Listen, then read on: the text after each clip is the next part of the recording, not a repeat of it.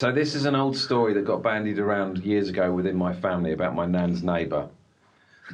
I've got confidence in this song. Yeah. Don't know why. Nan's neighbour. Yeah. Nan's neighbour's good. That's what you want to hear. It was about 1995. My nan lived in a block of flats in Catford, southeast London. A quiet, lovely lady who minded her own business. She lived next door to an old chap called Len. Len had lost his wife, Doll, about a year before. Up until his wife's death, Len was a relatively quiet man, enjoying the odd game of bowls and a pint at the local, but was rather TV obsessed. This all changed, however, about 6 months after his wife's funeral. At a neighbourhood watch meeting, Len happened to reluctantly mention that he had met someone new.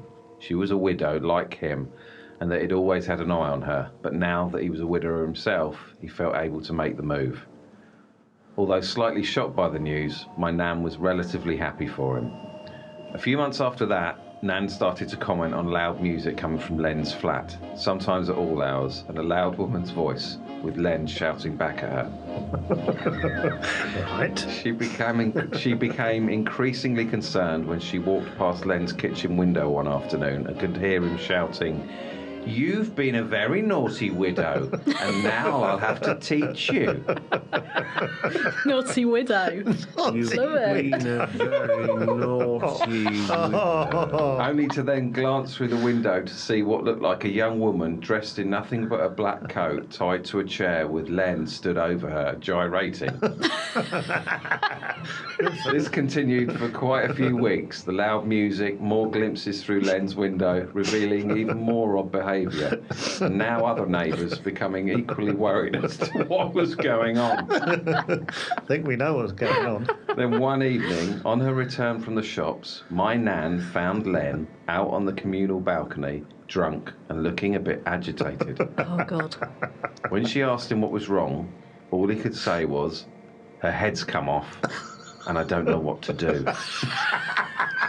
Your head's come off, and I don't know what to do. Naughty widow. God. Understandably mortified, my nan went inside and called my mum, who said, "Oh, don't worry, it's probably just an outpouring of grief over his late wife." But as far as my nan was concerned, Len might have done something terrible. Eventually, one of the other neighbours had had enough and called the police over concerns for the safety of this new woman in Len's life. Good old Len. What's he been up to? Harmless old Len. Yeah. Relatively quiet old Len. Loved a bit of telly. Oh dear.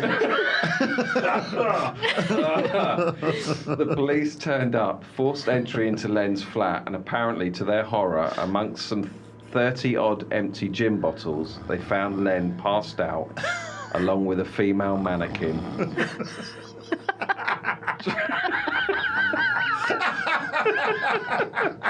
Dressed in fishnet stockings, wrapped in a large black hooded bathrobe, along with the photo of the then Scottish widow's model, Amanda Lamb, glued to its face. Another separate mannequin head was apparently found in a bin liner, again with Amanda Lamb's face attached, with the word "spare" written on the back of it in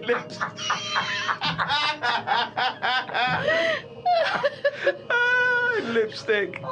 Like he had to remind himself he's got spare. Right. Oh wow. I subsequently met Amanda Lamb about 8 years ago at a function. Oh, what to talk about? Yeah, it took every ounce of restraint to not recount that story to her. All the best, guys. Jamie. Well played, Jamie.